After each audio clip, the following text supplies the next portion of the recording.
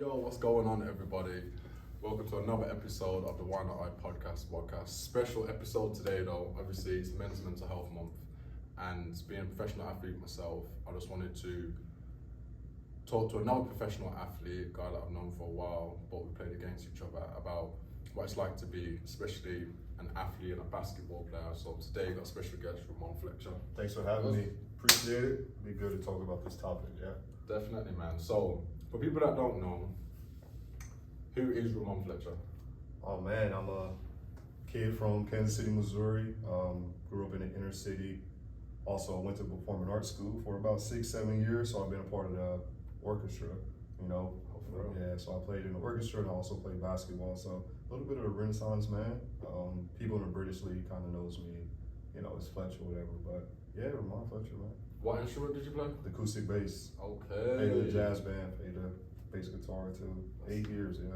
That's sick. I'm a drummer, so I didn't know that. Can we start a little quintet, man? Oh yeah, bro, I used to play clarinet as well. So. Oh really? Yeah. I gotta see that. Yeah, I went good with it. I bet on the drums, but yeah, man. So, being a basketball player, do you think?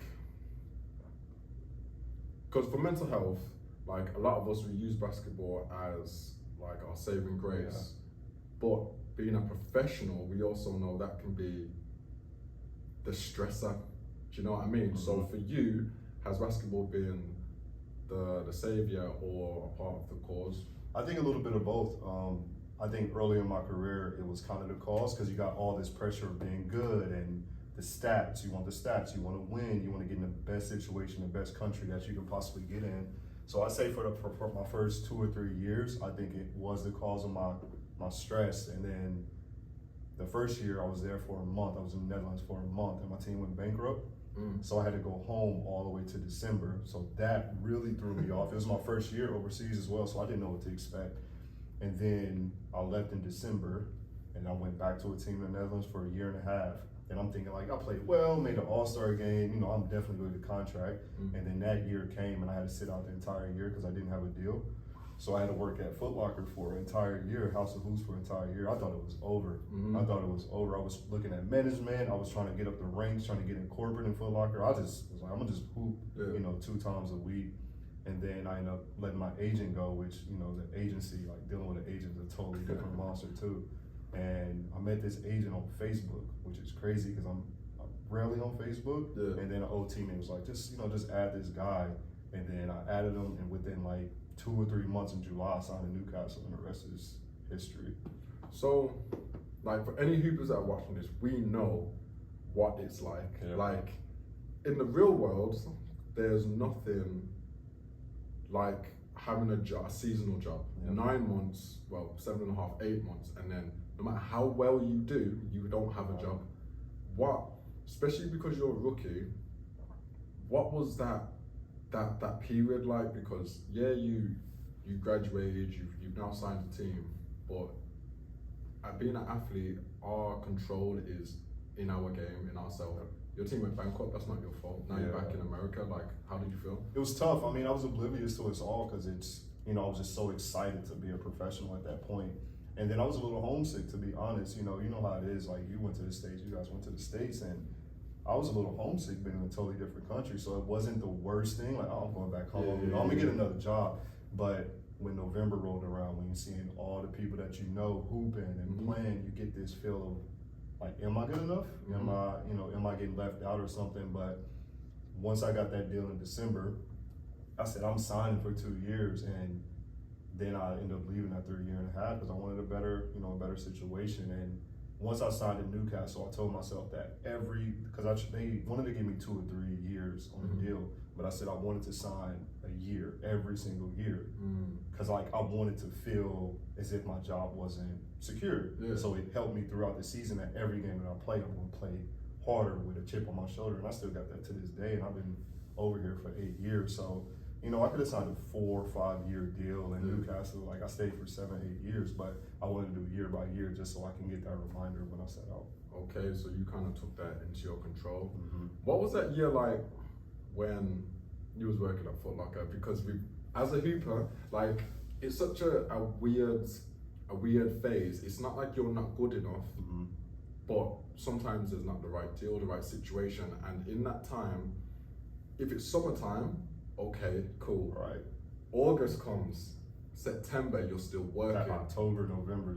November, are you still starting to question, do I work out? Because everybody knows you as a hooper now, and they know it's season time now. So they're like, yo man, what's up? Yep. Like, you hooping, like, internally, how do you feel like? It was tough, to be honest. It was tough because I was in my city, and I'm working in my city, and I'm working at Foot Locker. Everybody goes to Foot Locker. Everybody goes to House. You're supposed to be a hooper, supposed to be a pro. Pro. Yeah, I just I am who I am at home, but when they first started coming in, like, oh, you still hooping? Then I go through this, like, oh, my agent, I need to do this, to the point where after 2 months, it was like, I'm just waiting on the deal. Yeah. You kind of break it down. Then it got to a point where I just went and played pickup with whoever on Tuesdays and Thursdays. But that's the max that I did. I didn't lift, I didn't do conditioning, because it was, once December, January come around, like, if you don't have a deal by then, it's pretty much done. Yeah. And a lot of teams are like, oh, you're too small, or you can't do this. So like that kind of killed my mental too, because I can't control how tall I am. Yeah. The numbers don't they back it up, everything that I do. So it was tough. It was tough. Like I said, I wanted to move up in the ranks. Yeah. I wanted to be a district manager somewhere at Foot Locker. I wanted to get in the court, all that stuff. Yeah. But then I got this deal because my best friends play overseas too. So one was in Poland and one was in Ukraine. So I'm just like, man, I'm talking to them every single day, and that's not good. Stay focused, bro. Yeah, and they're like my big brother, so it's like keep playing. But it's hard. Like they're not there. I'm playing against high school kids and college kids, which is hard. Like that stuff is hard. But then the people in Foot Locker didn't believe I hooped. Yeah. I'm like, yeah, I play overseas. Like. Okay, why are you here? Yeah. And then it was like, well, we go do a game where we play against other, like, foot action and champs and everything like that. And we played. It was like, oh, okay. Yeah, I guess he do. Yeah, he can play a little bit. Yeah. And then after that, I just put my 2 weeks in and I went to Newcastle. Dope. So, identity in basketball, like, I struggled with that, and I think every hooper struggled with it. So, do you think we lose ourselves when we're athletes? Like, there's been Rahmon Fletcher, and then there's Rahmon Fletcher, the basketball player. So if anyone, because of the level that we reach, people identify us as the basketball player. Yep. Like, nobody probably really knew that you did band or did anything else, but that's a part of you. Do you know what I mean? And you said you did it for a long time. Do you think that we lose our identity? 100%, because you gotta, when you compete, and especially in basketball, you gotta have this intimidation factor where you can't show any type of weakness, because you gotta play both sides of the ball. You play offense and defense, so like you can't show any type of weakness. And we play so much, we practice so much, we train so much that's ingrained in our mind. Where when we off the court, when we just walking around the city, and we still have that, that persona of that we're tough or we're intimidating. And like that was the biggest thing that I had a problem with, especially my first years over here, that people didn't want to talk to me. People didn't approach me. People didn't want to have a conversation because they felt how they saw how I played. That was me. So it's like, all right, well, for years we didn't talk to you because we thought you were just, that. But like, I mean, if like I can play around and joke sometimes. I get serious, of course, like everybody does. But Fletch and Rahmon are two different people. Fletch is basketball, Rahmon is off the court. Yeah, for real. You touched on being tough. Now, I've played in the American system, and I think it's not even just the American system now, it's like even Europe, just be tough, like you can't be soft. We know what that's like. Yep. Collegiately, we know like they can be on your ass, do you know what I mean? And it's be tough, be tough, even to the point where you're destroying people mentally. Yeah. What did you go through in college? Because there's a lot of talented players who don't make it because mentally they just can't hold on to it. Like, what have you experienced in terms of like that be tough? So when you do Division I, before you start your freshman year, you go the summer before, where I was there from May to like July. And mind you, I'm coming from an inner city where we don't practice like that. We don't lift like that. We don't condition like that. We weren't taught the basics of a shell drill or stun and recover or what a flare screen is, like all that stuff. I used to just hoop in high school. Play ball. So when I went to college, it was like, okay, I'm just here to hoop. They know what I can do, whatever. Nah. You jump into conditioning 6 in the morning, you lifting at 9, go to class, then you got another practice, and then you got study hall, and this is every single day. And it was a big culture shock for me, and it beat me down to the point after a month I called my mom like, I don't think I can do this basketball stuff. Because if I got to do this every single year, I don't think I'd be able to do it. And you know how mom is like, well, you need to get over it. Yeah, you do. You know, because I'm not paying for college. You just need to, you know, you just need to get over it or whatever. But I don't think people understand how that college drains you, because your life is, you know, it's planned out every single day for 4 years. So the freshman year is always tough, and like you said, people have a hard time adjusting to that. But once my sophomore, junior year hit, everything is the same. Every year was the same. Every practice, every drill, every workout, every condition. So I knew what to expect. Yeah. But that freshman year, I think college is more mental discipline than physical. Honestly, I got in really good shape, but from a mental standpoint, I don't think I'd be nearly mentally as tough if I didn't go to university at home. I think the same thing, you know, like physically, depending on where you play pro, some of these teams, like, you be practicing 4 times a day. Yeah. It's crazy. Yeah. And you are in great shape in college, but mentally, the way they are on you, and it's so regimented, it's insane. And down to the class. Yeah, every class check. Every single class. Everything. And then they text you while you're in class, and then you text them back, and you're not supposed to have your phone. So it's like, it's always a game, and it's always a test where when you're in it, you don't feel how rewarding it is until you get out of it. And now that I'm older and I've been playing for so long, I realize like without that was the foundation of everything. Yeah, that discipline. Yeah. So once you went up from, you were like sophomore, junior, senior, now not being, like, you know, when you just know what to expect, even in terms of if you're not doing summer school and you know you've got conditioning from August when you get to school. And I know what the conditioning will be. You know exactly what the conditioning is going to be. So even when you're working out alone, I'm doing the same drills. Every time. So I'm going to be good. Year. These freshmen coming in, they ain't got a clue, bro. They think they're in shape. They ain't got a clue. Being able to see what they're going through, because you see when you're going through it, you don't see it. Yeah. But now it's not the same for you, and witnessing it, what was that like for you? Because you know it's all mental, and their mental health's just killing them. It also depends on who it was. You know, you also got those freshmen that come in, they're super cocky, super arrogant, think they know everything. Like, all right, I'm just letting them go through it. And then it's the ones you kind of attach to that you say little things like, hey, Tom doesn't stop. No matter how hard the condition is, no matter how the individual weight, how hard it is, Tom is not going to stop. Like, Tom is going to move on. They got to let us out. They can't kill us like every single day. So it was things like that versus, like, hey, we doing 22s, or we doing 10 suicides. Like, that doesn't help them. It's more like you said, like, it's more the mental stuff of the time doesn't stop. We're going to get out of this drill regardless. They can't keep us here forever. You know, so like that, them knowing that helped them a lot. And that's what helped me as well, the seniors that helped me. But yeah, some of those ones that were super arrogant, I just let them get destroyed. Yeah, it's horrible. And it only took one day. Yeah, it don't take long. No, it don't take long at all. It don't take long for sure. So obviously, us hoopers, that when we go to college, our dream is to play pro. How does that pressure build up over time? Because it's not, as you said before, it's, you want to make sure you have good stats, because you don't know what these agents, these teams are looking at. And they always tell us, as a freshman, stop thinking so far ahead. Sophomore, stop thinking so far ahead. When you're a senior, you can't look back because you can't go back and change anything. So what kind of pressure and where's your mental state then? Which is, this might sound crazy, but I never had a dream to go to the NBA. I never had a dream to go pro. Everything was a year for me, especially in college. I just wanted to get through the month. It was so hard, you know? Then it got to the point where I wanted to get through the year. I wanted to get through the season. And then I didn't think about going pro until probably December of my senior year. I didn't think about anything. Like, we had players come back that were overseas, but I never paid attention. I never listened. I was just so locked in the moment and getting through my day to day, to the point where when an agent messaged me or called my coach, I was just shocked. You know, like, okay, well, somebody wants me or whatever. And my senior year was tough because that was the year of the NBA lockout.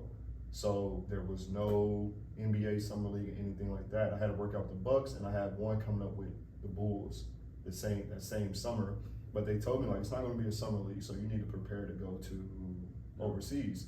but everybody was going overseas because there was no NBA jobs. That was the year JR was in China. You know, all these players going overseas. So that made it flooded the market over here. So it made it tougher to get a job over here, over in Europe. So that kind of put some mental strain. That was the first time that I probably felt the pressure of going pro, because I felt like I had to, but it was so hard because I would have been on the Bucks summer league team, you know, easily.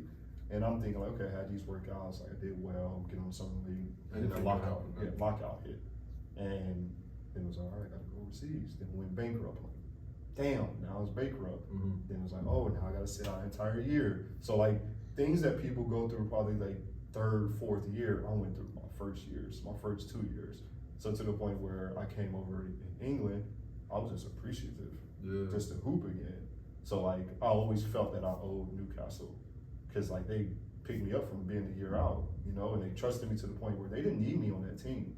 They were just missing a point guard because everybody that had Scott, Drew, Chuck, Fab, D, everybody was already there. They just needed one piece. And for them to go on a limb and, you know, plug me in, it was like, okay, they could have got anybody. You know, it's a million guards, point guards.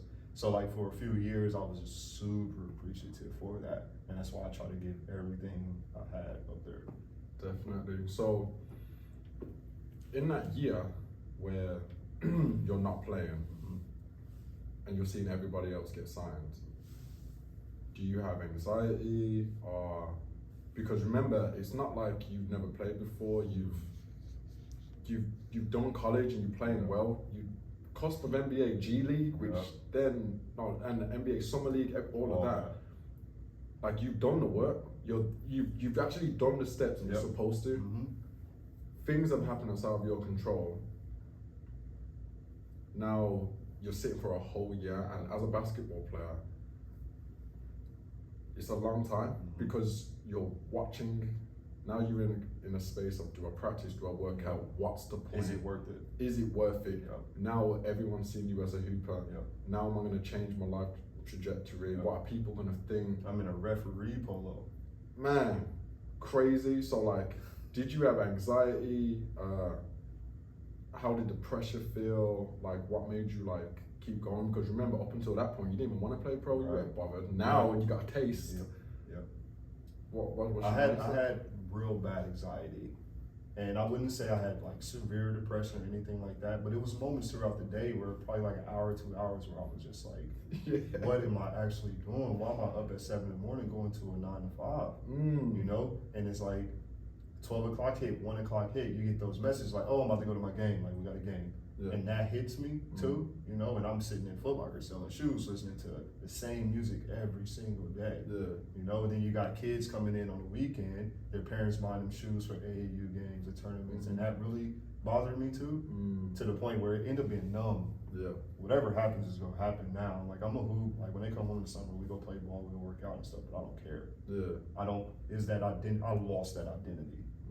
I lost that identity 100%, and that it really hurt because I started playing when I was 3, and I went through all that stuff to the point where it just be snatched away because, you know, my agent couldn't give me a deal. So yeah, I suffered. Anxiety was one of the ones that really, really bothered me. How did you feel towards other hoopers? Because we're all competitive as hell, bro. Like you see, and I'm talking about not when they're playing and you're watching. You're working and stuff. So obviously you have that weird period where the season's over and they come back.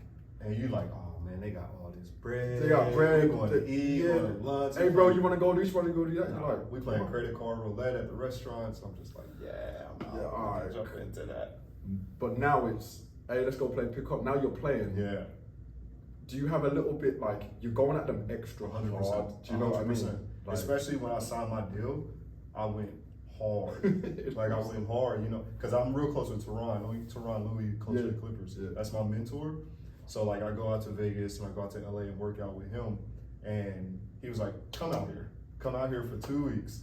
And when I went out there, every drill I'm going hard, dribble hard, like everything, you know, like that college mentality. And it was him, it was Chauncey, and it was Ken Martin. They were like, you need to slow down. Like you're a pro, like you're a professional now. Like pace.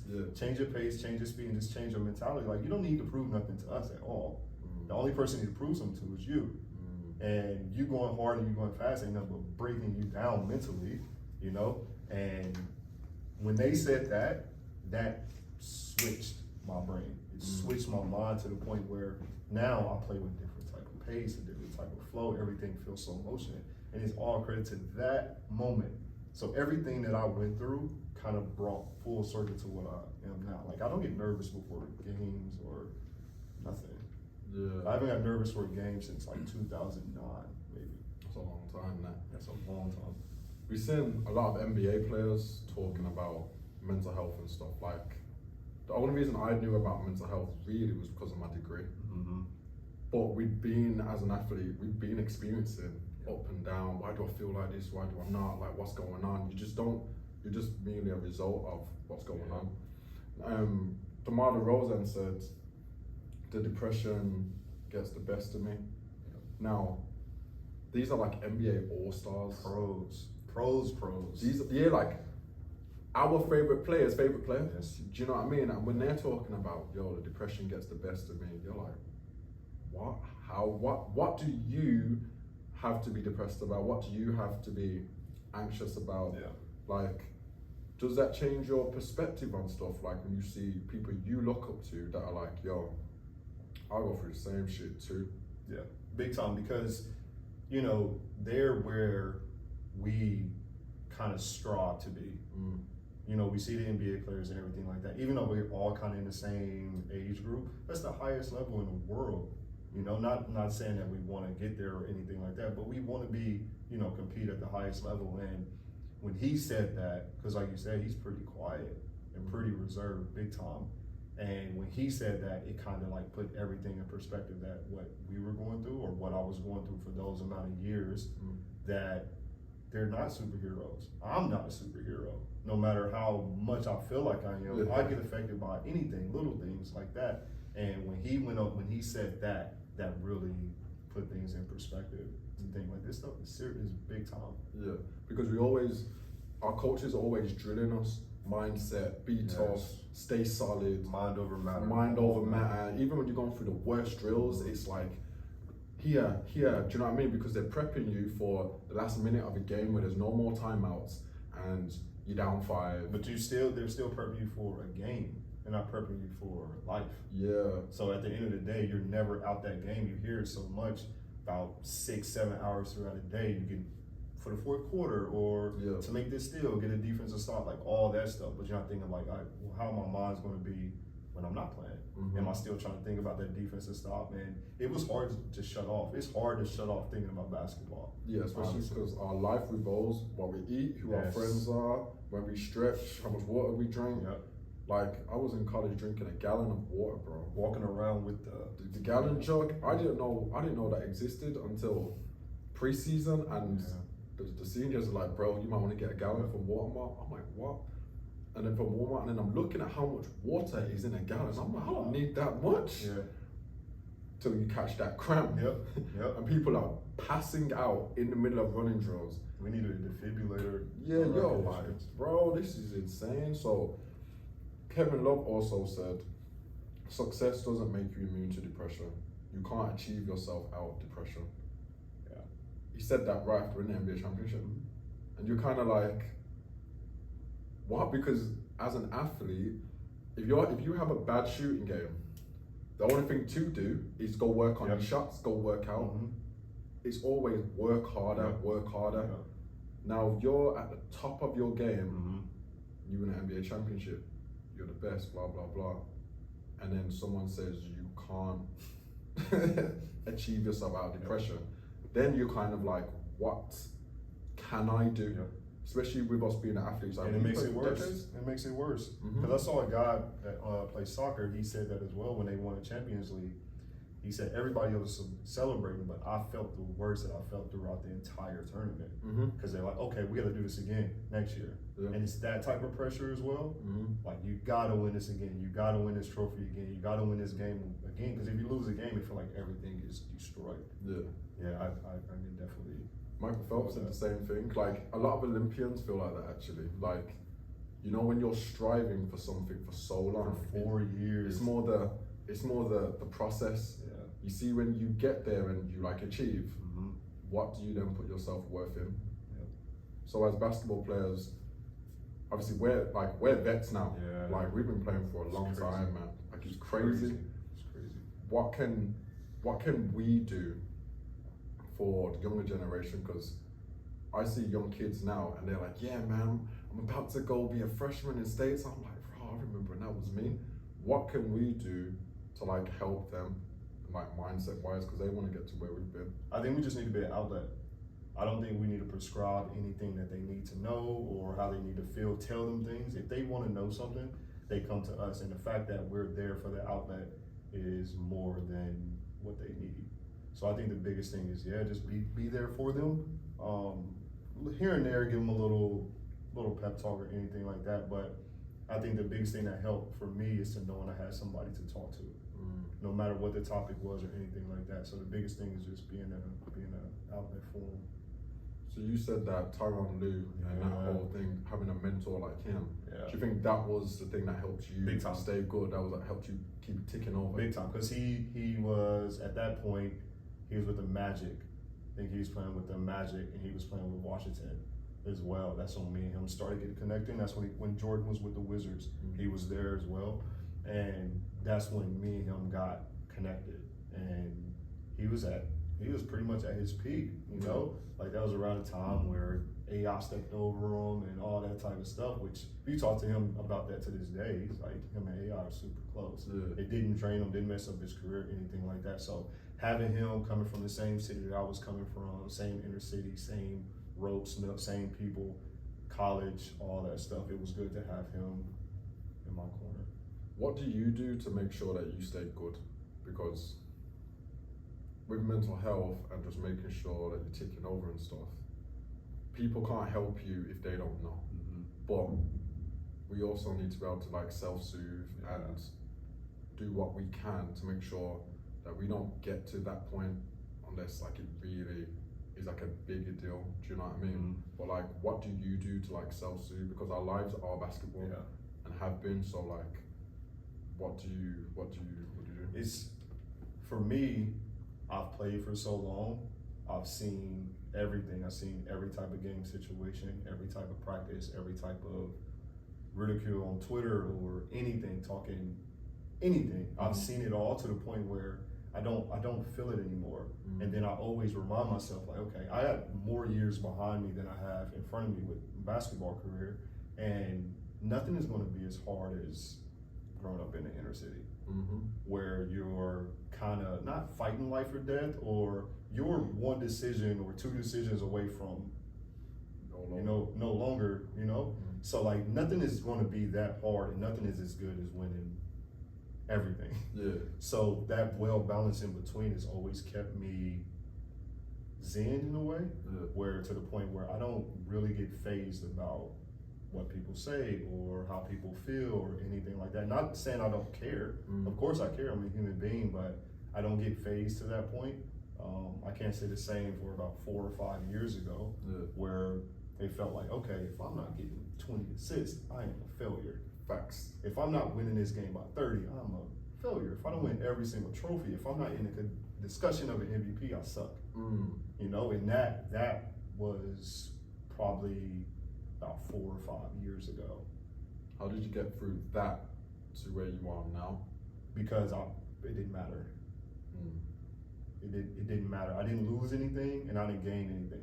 Only thing I gained is a trophy or a medal or a gold ball that I couldn't even tell you where it's at right now. So when I realized it didn't really matter, and I just moved forward, especially like those gold balls, like you can just go pop those gold balls, so it really didn't mean much to me. It's mad because I used to get so strung up on playing perfectly. And like if I could go 10 for 11, I missed that one shot. The only shot I remember is the one I missed. But that's what made you good too, though. That's the thing. But then years later, someone said to me, do you remember any of like those games where you thought the world was gonna end? I'm like, I couldn't even tell you. They're like, well, clearly it weren't that important. I was like, maybe we should all have that sort of mindset in terms of it's important, and put your best into it, but don't let it destroy you at the same time. But the only way we figured it out is going through it. Facts. We can't prevent it. What's gonna happen will happen. Like, we can't prevent it. If we didn't have those experience of those years, we wouldn't be able to be where we are now, to be honest. If everything was a breeze and you just coasted through and no adversity, then you'd be in shock. Facts. So, how do you feel about life after basketball? Because that's a massive issue for a lot of athletes, not just like basketball players. How do you feel about life afterwards? Because a lot of us put our identity into it. yeah. Well, it's because today I just got my results back from my master's degree. Amazing. So I passed that, and it didn't kick in until I went to Slovakia that year, 2017, 2018, the worst professional year of my life mentally. So it was like, okay, I need to figure this out because I'm not gonna hoop forever. And then COVID hit, so that accelerated even more. So I was like, okay, if I go back to Newcastle, I'm gonna get my degree. I'm gonna work for my master's. I'm not doing part-time. I don't wanna be here for that long. Let me do full-time.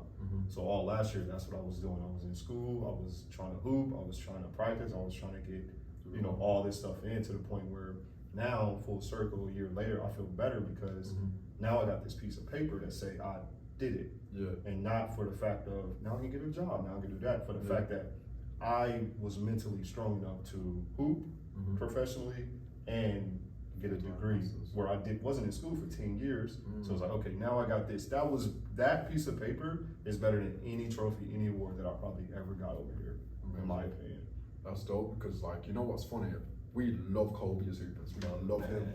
But an RIP, man, when and we know he's the type of guy that would like, we thought nothing else mattered to him, family, friends, nothing. Then he was like, yeah, when I was like 21, 22, yeah, man, like I started thinking about like my other interests. He just started writing.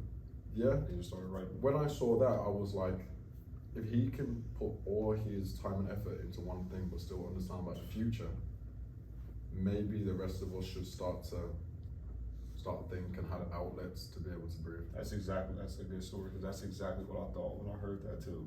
Because he was always preparing for after. Because everybody was wondering, well, how did he, jump into writing books and got this big corporation? Straight away. And he was like, ever since I was overseas, I was writing.